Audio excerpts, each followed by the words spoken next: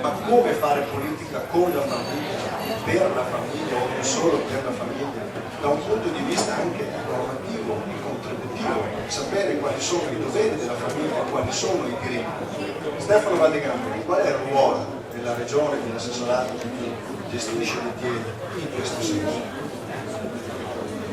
Buongiorno a tutti, mi alzo in piedi, così posso vedervi tutti. La domanda è così importante e così ampia che richiederebbe veramente qualche ora di intervento e non qualche minuto. Cercherò, prima pensavo da che parte posso iniziare, perché il tema è così fondamentale oggigiorno che credo che vada soprattutto sottolineato alcuni presupposti per capire come impostare il problema.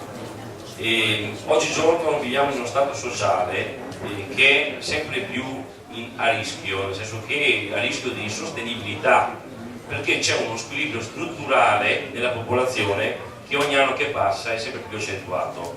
Abbiamo un indice di invecchiamento, di aspettativa di vita positiva, certamente, che si allunga sempre di più, un indice di non autosufficienza, molte persone sempre più numericamente, in numero maggiore, non autosufficienti, a carico di una popolazione attiva sempre più assottigliata, perché c'è un tasso di natalità che va in controtendenza rispetto all'indice di vecchiaia, e quindi c'è una popolazione che è fortemente, che se rappresentiamo in un grafico, una piramide rovesciata dove alla base la troviamo sempre più assottigliata e al vertice sempre più allargata, e quindi significa che i costi previdenziali, assistenziali e sociali a carico della, diciamo che sono relative alla fascia di età più avanzata. Pensiamo solo che le persone con più di 65 anni di età nella nostra regione assorbono almeno il 50% di tutta la spesa sanitaria. Questo numero è destinato ad aumentare notevolmente nei prossimi anni.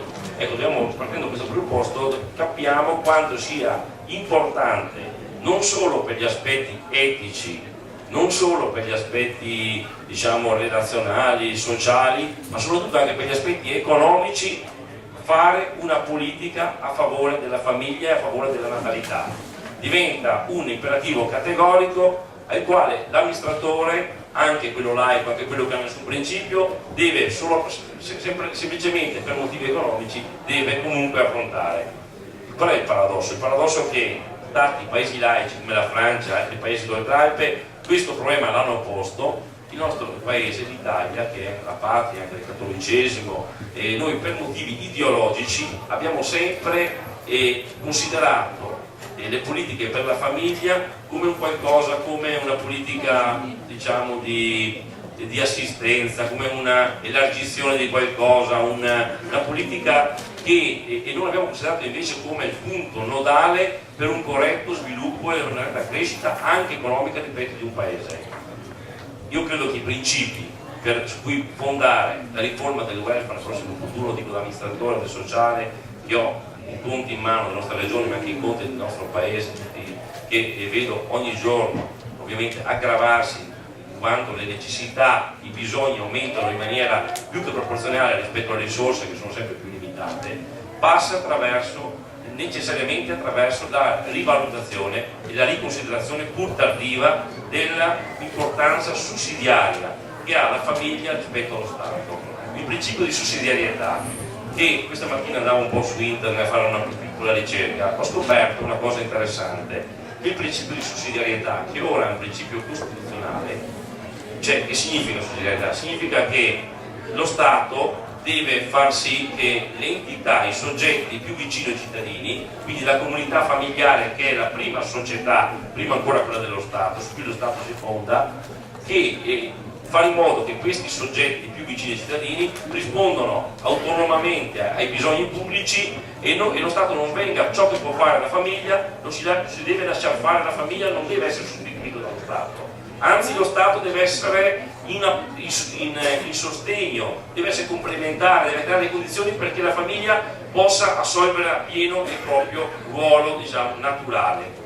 Ed ecco che ho scoperto che in un'enciclica che si chiama 40° anno del 1931, in un momento storico, quindi ben passato, dove c'erano i totalitarismi di destra, in Italia di sinistra, pensiamo all'Unione Sovietica e al resto del mondo, la Chiesa ha detto: siccome scrive queste frasi che le leggo perché sono molto interessanti.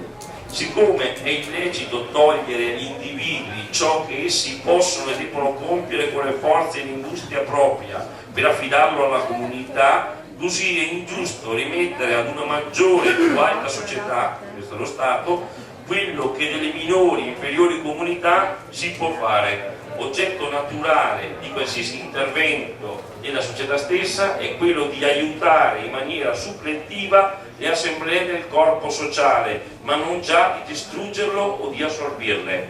Quali sono queste assemblee del corpo sociale? La famiglia è una di queste, le associazioni, ciò che nasce dal basso è presupposto, quindi è una comunità che si organizza, che diventa tessuto vivo e verso la quale lo Stato non deve quindi togliere queste funzioni naturali che ha la famiglia, che sono quelle, le riassumo brevemente, alcune ma sono moltissime se pensiamo. L'educazione dei figli è la prima dei primi principi etici fondamentali, uno le riceve dai propri genitori in famiglia, e questa funzione educativa che rispetto alla famiglia in maniera prioritaria.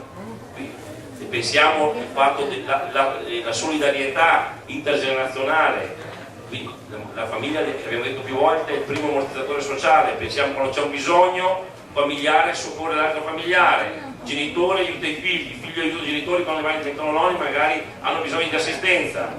C'è un'altra funzione che ha una rilevanza pubblica, collettiva importante, che è un po' scontata, ovvia, è quella di generare figli. La società non ha futuro se non nascono figli, e quindi ecco che tutti questi e molti altri valori che la famiglia rappresenta sono un patrimonio non solo della famiglia, ma sono un patrimonio della collettività.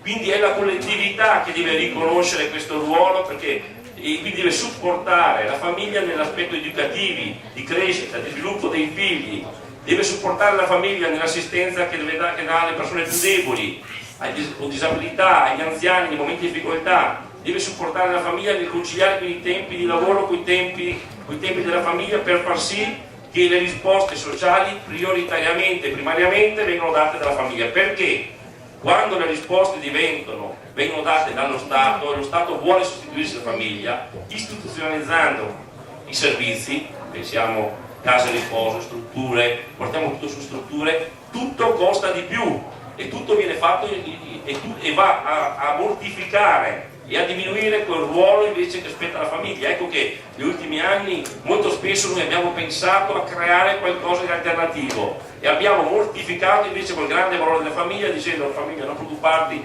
facciamo il servizio della scuola d'infanzia perché tu devi lavorare, facciamo la casa di riposo. Non abbiamo pensato di mettere in condizioni invece di conciliare all'interno della famiglia, far sì che la mamma faccia la mamma e che il nonno possa rimanere a casa, non sia buttato in qualche posto, qualche ripostiglio nei nostri angoli della città. Questo non abbiamo fatto, e questi valori noi dobbiamo recuperare, perché oggigiorno l'esternalizzazione della famiglia costa e non è più sostenibile. Vi do un dato per tutti che è relativo alla Regione Veneto, ma questo può essere trasportato su base nazionale. Nel Veneto quest'anno abbiamo messo in bilancio 470 milioni di euro, che è pari al 50% di tutta la spesa sociale della Regione, solo per le 24.500 persone anziane nelle case di riposo. Questo paesino di persone nelle case di riposo assorbono metà di tutta la spesa sociale della Regione Veneto. Pensate quanti anziani sono? Ci sono più di 24.000 anziani che sono fuori dalle case di riposo, che sono in stato di bisogno, di non autosufficienza tale quale come quelli che sono nelle case di riposo. Per questi in bilancio quanto abbiamo? 90 milioni di euro. Quindi guardate lo squilibrio. Quindi perché veniamo così poco per gli altri? Perché innanzitutto c'è stata sempre minore sensibilità, è più facile, ci sono più forze sindacali, più pressione, più lobby anche a esternalizzare dalla famiglia le risposte, ma anche perché quelle risorse che noi diamo, assegni di cura, assistenza domiciliare, eccetera, supportando la famiglia riescono ad avere un effetto moltiplicatore delle risorse pubbliche, per cui i benefici sono di gran lunga superiori rispetto a un contesto in cui cerco di dare io come Stato ogni forma di risposta. Ecco quindi dov'è il valore economico, anche per gli enti pubblici, per lo Stato, per le istituzioni della famiglia. Faccio questo esempio per dire 24.470 milioni di euro, più di 24.090 milioni di euro.